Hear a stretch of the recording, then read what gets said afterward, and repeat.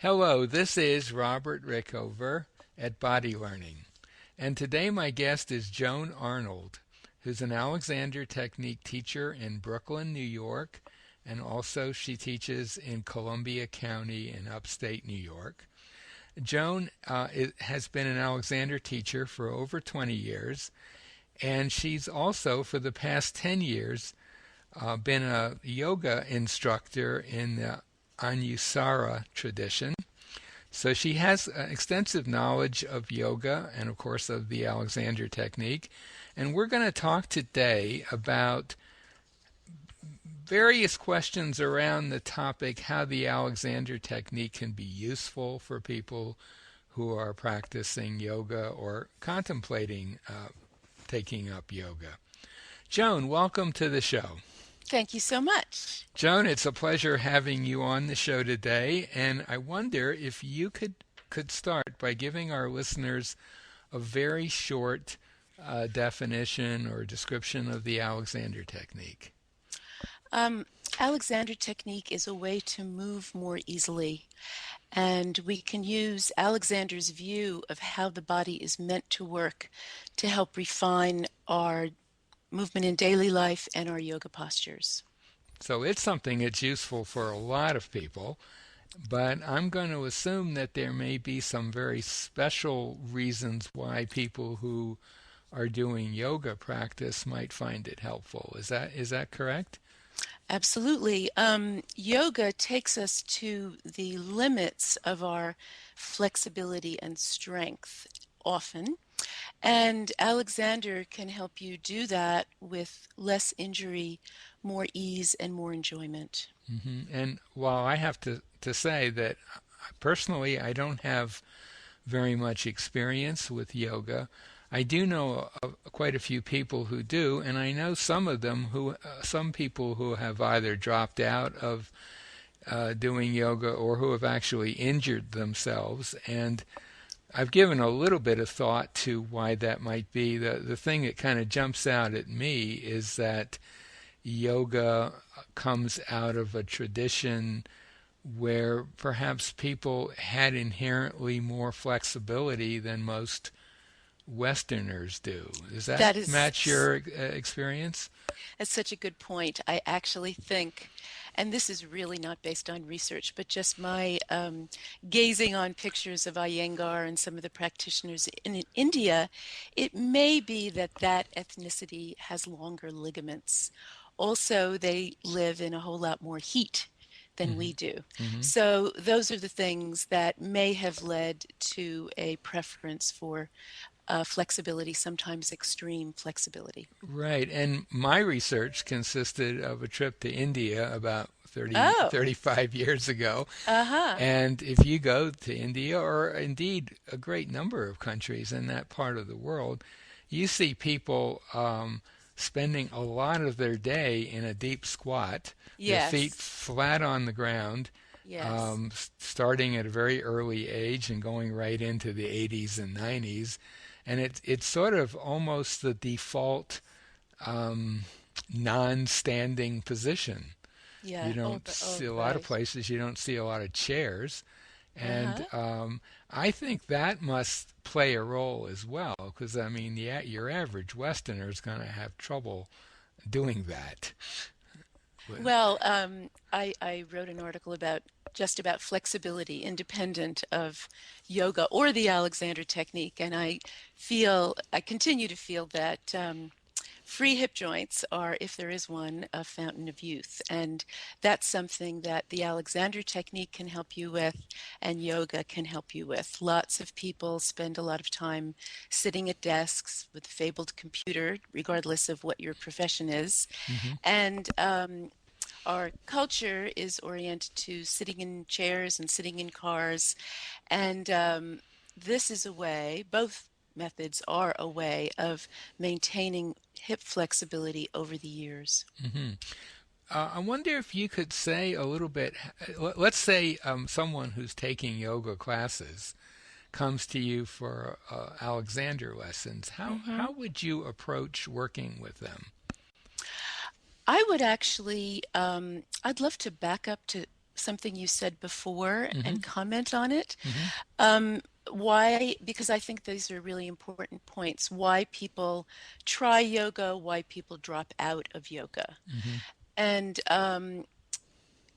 Alexander Technique offers a way to do things. So it helps you manage your body as you move. It's not a separate thing to do. It's something to incorporate into anything. What today we're talking about yoga. So somebody can say, hey, my doctor told me I should relax and go to a yoga class. And then they go to something at their health club and they see this giant pack of people moving very athletically and doing all kinds of things quickly that they have no basis for. And it can be labeled a beginning class. So in that case, there are two problems. One, nobody's telling them how to do it. And two, they are much more open to injury. Yeah. So, Yeah. coming to your current question, when people come to me, somebody just called me today who's been practicing yoga for a long time and is now encountering some problems now that her body's getting older. So, she's consulting with me to see, first of all, how she can work on the movement habits that get in the way of her doing her yoga postures, and also how she can adapt her current body to an ongoing practice of yoga that will keep helping her for the rest of her life. Hmm. And when someone who has those sorts of issues comes to you for a lesson, um, particularly since a lot of our listeners won't really know that much about how the Alexander technique is taught, Oh, good. could you say a word or two about how you would, uh, what they might expect in the first lesson or two or three? Sure. So when someone comes to me, first of all, I just do an overall analysis of their movement pattern. And that is really very simply observing how they stand, walk, and sit.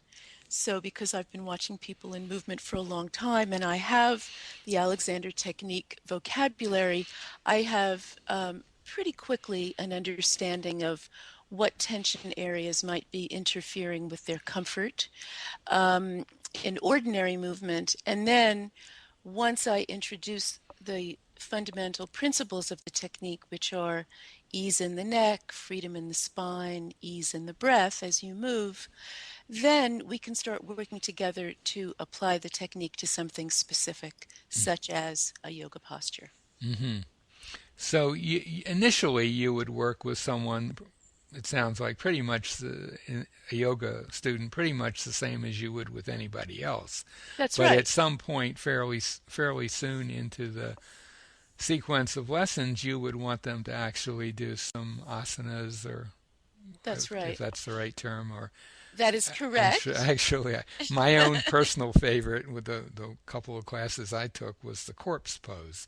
Aha, I yes, found that's I many had great people's. ability to do that. But anyway, so you would actually work with people in their movements, and you're in their yoga movements. And I think it's interesting that you said, you would take a look at them, to see what sort of patterns of holding or restriction they had in ordinary activities. And I think it's worth saying here that Mhm. one of Alexander's great discoveries, and this is F. Matthias Alexander, the developer of the Alexander technique, was a concept that he came to label use, I spelled U-S-E.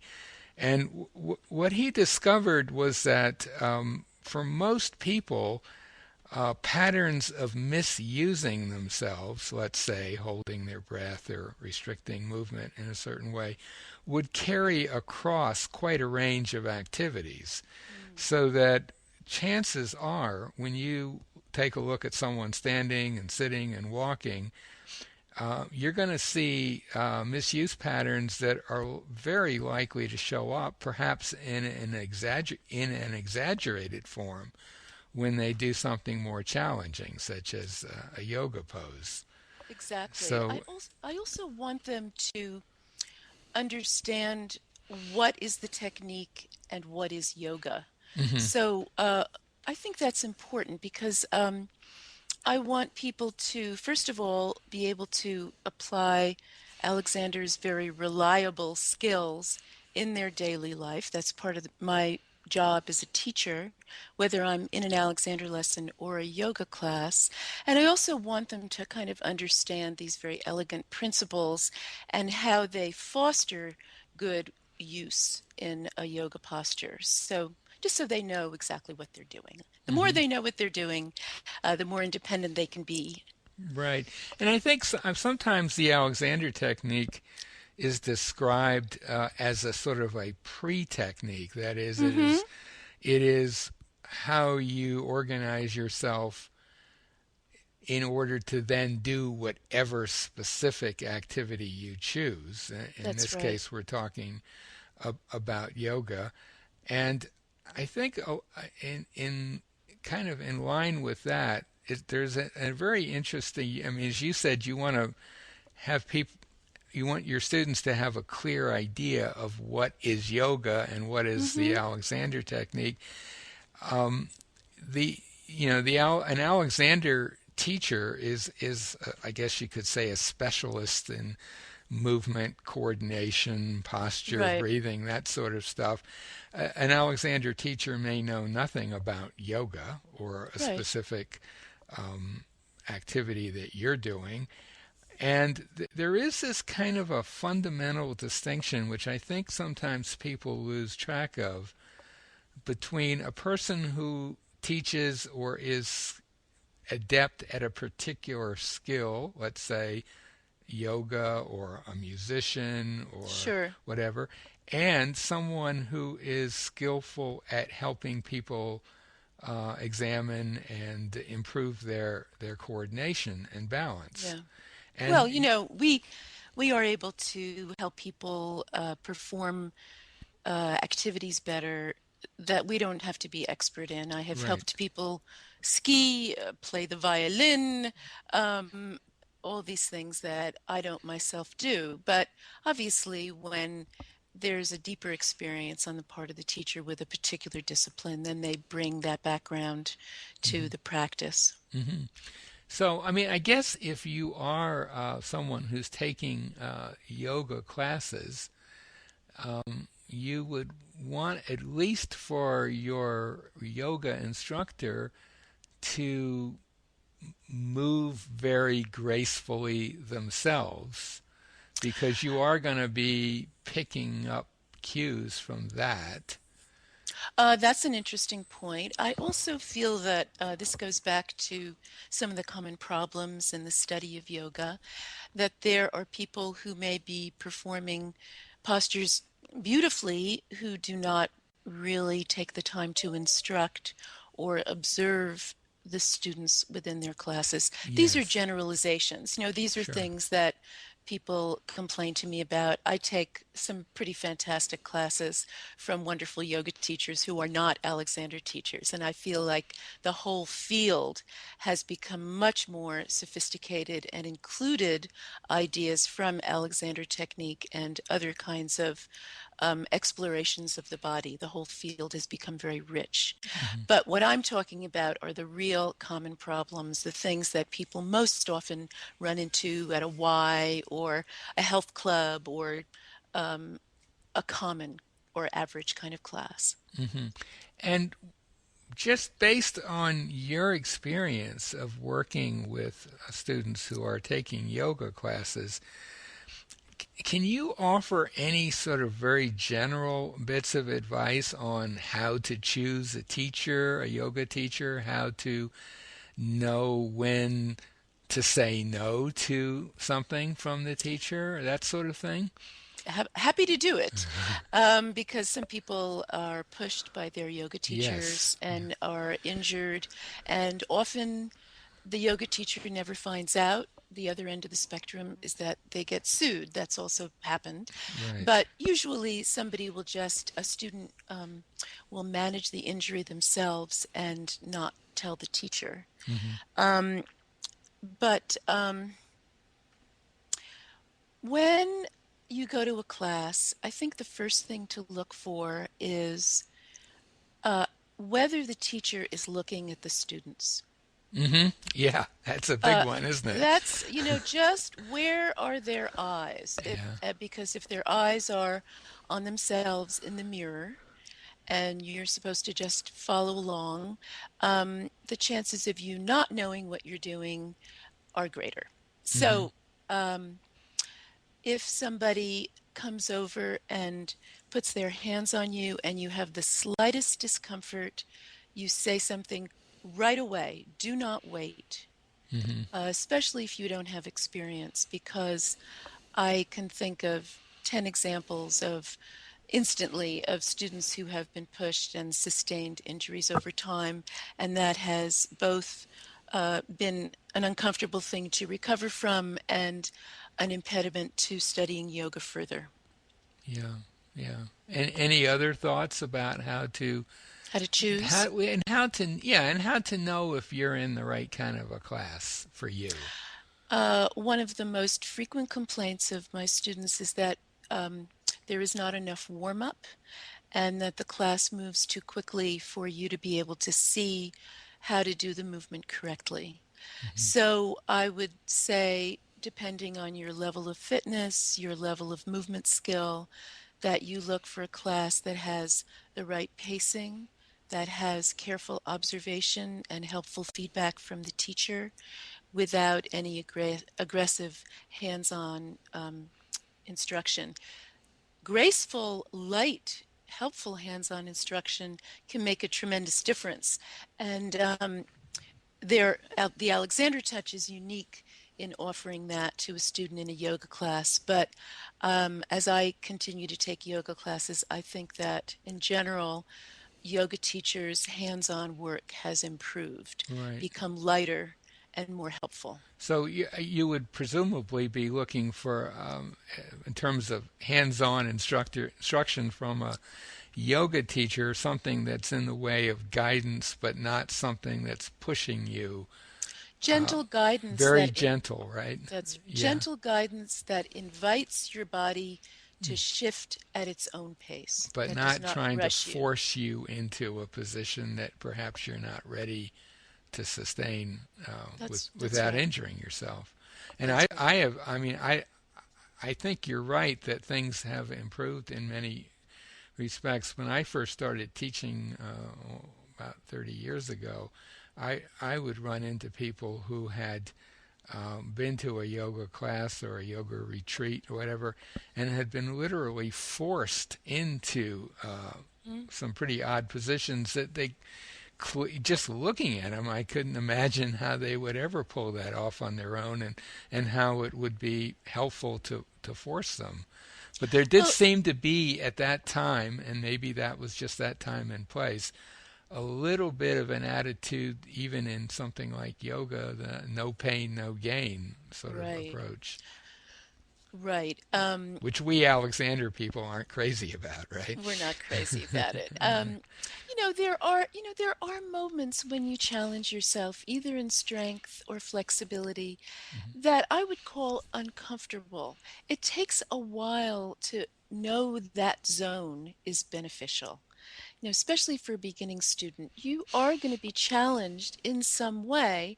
You just want that to be at the very beginning edge of discomfort, if that's the case, Right, not into pain. right. Also, yoga rather is known for some extreme poses. Oh, I don't want to wrap my leg around my head. Mm-hmm. When people think about taking yoga, and those poses were evolved by people on tops of mountains, not doing a whole lot else. And for ordinary people, you can use yoga's ordinary vocabulary to enhance your health, ease your breathing, build your flexibility and strength without doing the most extreme poses of yoga. And Right, certainly right. forcing them, there's no reason to do it. Well, I would think that if you're contemplating taking yoga, one of the things that you would want to ask yourself is why. In other What's your words, goal? yeah, what's the goal? And Mm-hmm. I think for the average person, it's not to become a yogi and sit up on top That's of a right. mountain. It's to enhance your other ordinary daily activities, which of course is exactly what the Alexander Technique's about too, in a different Yeah. way. Um, Joan, is there anything that we haven't mentioned that you would like to bring up before we come to an end? I would like to bring up the aspect of pleasure. Oh, yes. Bring it up. Bring it Because on. Yeah. that's one of the things that I feel Alexander Technique brings to a yoga class. People can get terribly serious about self-improvement, but when you understand poses more fully, when your breath is easier, when you can flow comfortably from one pose to another, it's just more fun. It feels better. Your body feels more resilient. And that's going to keep you coming back. We have so many shoulds in our lives. Um, I really should work out more. I should really take more yoga. And when something is truly enjoyable, it invites you to come back. And what we want with both the Alexander Technique and with yoga is a life enhancing, long practice. We can keep practicing both really until the end of our days. And the synergy between the two is one that I find compelling and very useful. Yeah, certainly. Alexander lessons and the self exploration that goes with it. If it's not fun and if it's not easy, then chances are you're on the wrong track, wouldn't you That's say? right. And I guess that would be true of yoga too, from what Yeah, you and said. also I think that both techniques challenge you in that each of them offers a different perspective on changing habits that get in your way. Hmm. So sometimes it can be a bumpy ride, but it's a pleasurable, fascinating way to get through some of the inevitable humps in the learning process. Well, that might be the perfect place to end our conversation. Um, Thank you so much for this opportunity. oh, you're welcome. My guest today has been Joan Arnold, an Alexander Technique teacher and yoga instructor who lives in Brooklyn, New York, teaches in the New York City area in general, and also upstate in Columbia County.